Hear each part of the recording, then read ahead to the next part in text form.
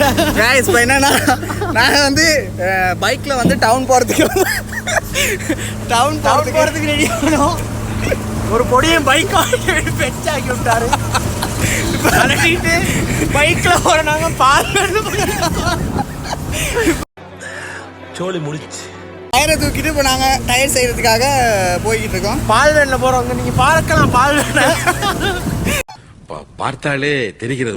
தெரிகிறதா? இந்த மாதிரி நிலைமையா போயிடுச்சு. சரியான கவலையா இருக்கு. பைக்கு பெச்சாக்கி விட்டாண்டி அவன்.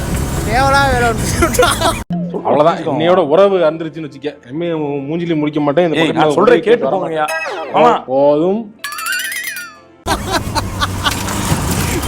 ஆணி குத்தி இருக்குன்னு தெரியும். ஆணி குத்தி இருக்குன்னு தெரிஞ்சு அவன் வண்டியை ஓட்டிட்டு வந்து நல்லா பெச்சாக்கி விட்டான். பெத்தம் கொதிக்குது உன்னை பார்க்க போயிரு.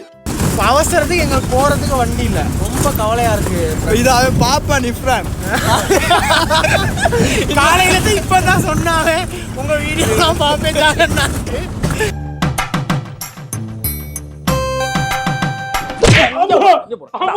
ஜாகண்டே உங்க வீடியோலாம் பாப்பேன்ட்டு இப்ப இதையும் போட்டீங்கன்னா சரி.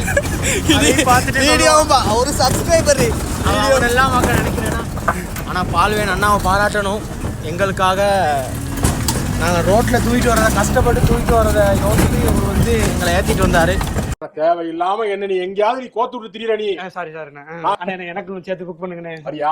சரி வா போ வா. நாங்கள் ஒன்று யோசித்தோம். 9 மணிக்கு போனால் 10 மணிக்கு வீட்டுக்கு வந்துடலான்னு நினைச்சோம். போச்சு. நான் பால்வேன் தான்.